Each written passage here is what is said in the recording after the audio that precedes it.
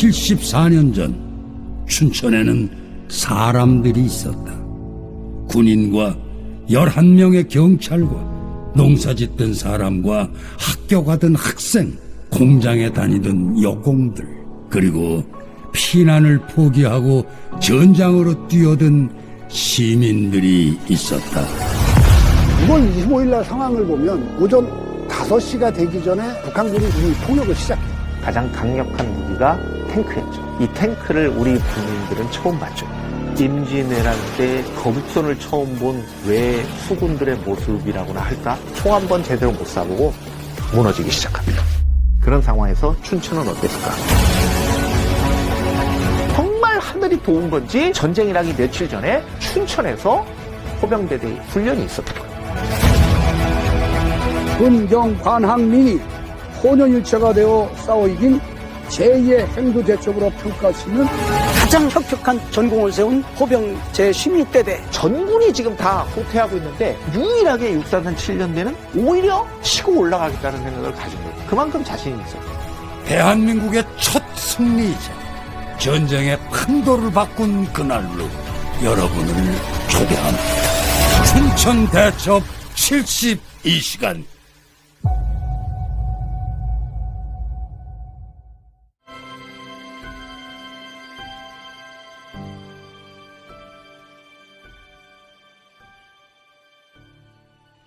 한 걸음 한 걸음 74년 전 세월의 터널 속으로 내딛는 발걸음이 위태하다. 무섭고 두려운 기억 속으로 결코 지워낼 수 없는 쓰라린 역사의 상자를 다시금 열어본다. 74년 전 영문도 모르고 총구리를 겨눠야 했던 그날 6.25는 그렇게 벼락처럼 닥쳐왔다.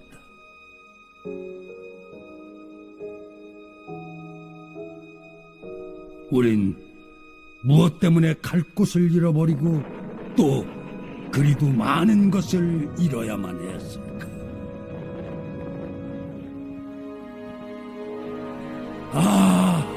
아프다. 되돌릴 수 없는 슬픔은 통증일 뿐이다. 영문 모를 전쟁, 그리고 피난길, 갈팡질팡 갈피를 잡을 수 없는 순간순간, 허공을 딛고 선 듯 발놓을 곳이 없었다. 상상할 수 없는 비, 그렇다고 잊어서도 안 될 사실. 74년이 됐다고 6.25 답이 난 지가 시방 6.25 때를 알지 못하지 않아요. 시방 시대들은. 그러니까 6.25 때 그 전쟁한 사람들은 산 사람 시방 다 90이 넘었단 말이야. 얼마 안 돼요. 그저께 같은데 74년이나 됐어요. 여하간 6.25 때 그 이민군들 그 전쟁하는 거 보니까는 내가 겪은 일이니까는 죽지 않고 살았더니 다행이지. 나도 저 이북 저 평북 개천까지 갔다 왔어요. 개천까지 갔다 일사후 때 또 내려왔다가 또 올라갔다가 내려왔다가 그래요. 이북 개천까지 갔다 온 사람이.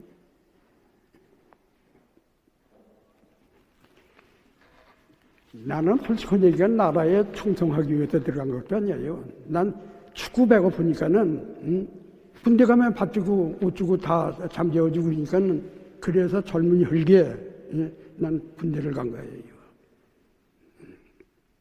그리고 전쟁할 적에는 저 사람이 나를 죽이려고 그러니까 저거 안 죽이면 내가 죽으니까는 할 수 없이 죽이는 거예요. 내 지금도 이렇게 사는 게 너무 사람을 많이 죽여서 6.25 때 진짜 많이 죽었어요.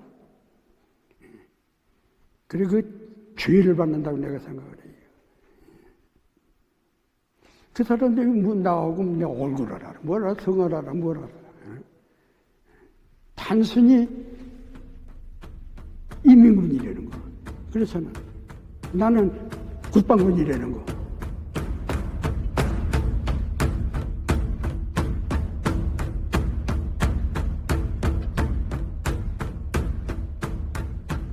소련과 중공군을 등에 업은 북한. 적화 통일을 꿈꾸며 작전명 폭풍을 실행합니다. 작전명 폭풍. 북한은 폭풍처럼 밀어붙여 단숨에 한반도를 집어삼키겠다는 야욕에 불탄다.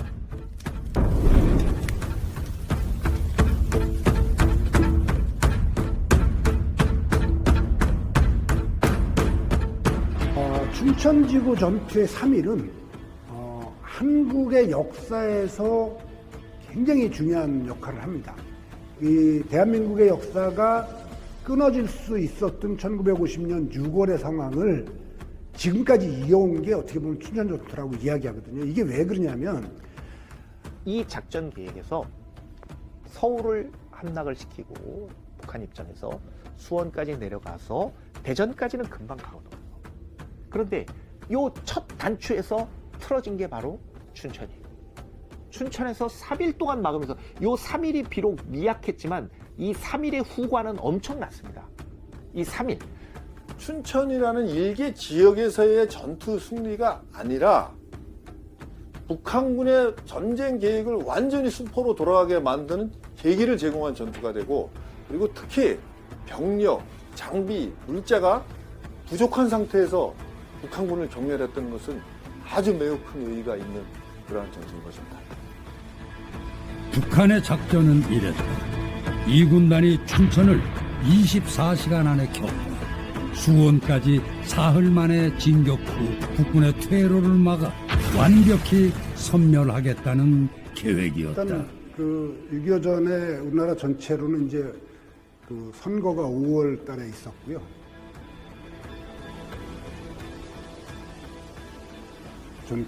이 전체 선거가 있었기 때문에 계속 이제 긴장은 유지된 상태고, 남북 간이 이제 통합 선거를 안 하고 남한만 선거를 하는 상황이다 보니까 그 굉장히 긴장이 있는 상태였었고, 이게 굉장히 장기화되면서 이 군인들은 휴가나 외출을 할 수 없는 그런 상황이었었죠. 그게 계속 진행이 되다가 그 선거가 끝나고 나서 6월 달이 들어서면서부터는 이제 좀 긴장이 풀어지게 됩니다. 왜 사람들은 이것을 그렇게 처음에 심각하게 받아들이지 않은 사람들이 있었느냐? 그 이전부터 수차례의 갈등과 이 전투가 있었기 때문에, 소위 말해서 국지전이 있었기 때문에 46년, 47년 홍천에도 있었고 인제에도 넘어와가지고 있었고 여러 군데 있다 보니까 춘천 시민들은 이것도 그것 아니겠는가? 몇 번에 걸친 훈련이 된 거야. 뭐 또 빠방 포 쏘니까 또 어디서 간첩이 넘어왔던가 아니면 국지전이 있었겠구나라는 생각이 드는 거예요. 전방 38도선 근처에서 끊임없이 충돌을 야기시키고 있었습니다.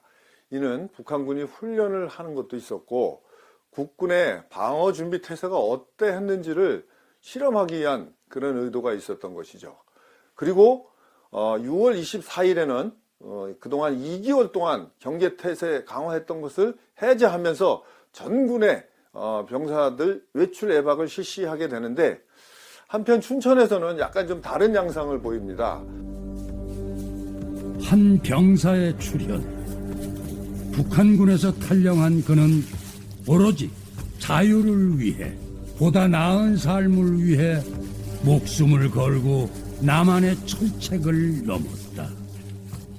그의 등장은 춘천을 긴장감에 휩싸이게 만든다. 6월 19일 결정적인 사건이 일어나는데, 북한군 자주포 승무원이었던 박철호라는 그 병사가 귀순을 하게 됩니다. 그리고 진술을 들어보니 6월 12일부터 일주일 동안 강행군을 실시해서 이곳 신포리에 오게 됐고, 곧 춘천을 목표로 공격을 할 것이다. 그리고 나는 이것이 무서워서 귀순을 했다. 이런 진술을 하게 됩니다. 오직 살고자 했던 귀순병사 박철우의 간절한 외침이 6.25를 예고하고 있었다.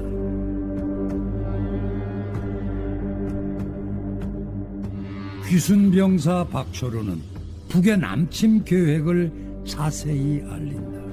그러나 육사단 측에서는 고지고대로 그의 말을 믿기 힘들었다. 북한의 교란 작전일지 아니면 남한에 정착하기 위해 거짓 정보를 흘리는 것인지 알 수 없는 순간이었다. 그럼에도 불구하고 신뢰성 높은 그의 진술은 무시하고 넘어갈 수가 없었다. 지휘관은 귀순병사가 말한 사실을 육군본부에 즉각 전달. 육본에서는 일상적인 일이라며 해당 보고를 심각하게 받아들이지 않는다. 박철우가 이 증언한 내용이 굉장히 구체적이었었고요. 그 모진교 북방에 지금 주둔을 하고 있고 남침 준비를 하고 있다 이렇게 이야기했고, 결정적으로 그 증언에만 의존한 게 아니라 그 당시에 육사단 7년대에 수색대대가 있는데, 수색중대가 있었는데 그 수색중대가 정찰을 나가요.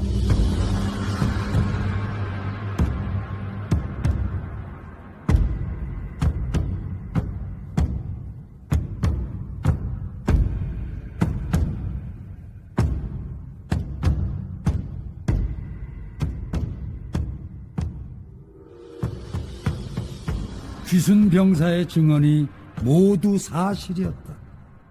전방으로 북한의 전투부대가 집결하는 것이 확인되었다. 정말 하늘이 도운 건지 전쟁이 나기 며칠 전에 춘천에서 호병대대 훈련이 있었던 거예요. 군경 반항민이 혼연일체가 되어 싸워 이긴 제2의 행두대첩으로 평가할 수 있는 가장 혁혁한 전공을 세운 호병 제16대대. 전군이 지금 다 후퇴하고 있는데 유일하게 육사단 7년대는 오히려 치고 올라가겠다는 생각을 가지고 그만큼 자신이 있어요. 대한민국의 첫 승리이자 전쟁의 판도를 바꾼 그날로 여러분을 초대합니다. 춘천 대첩 72시간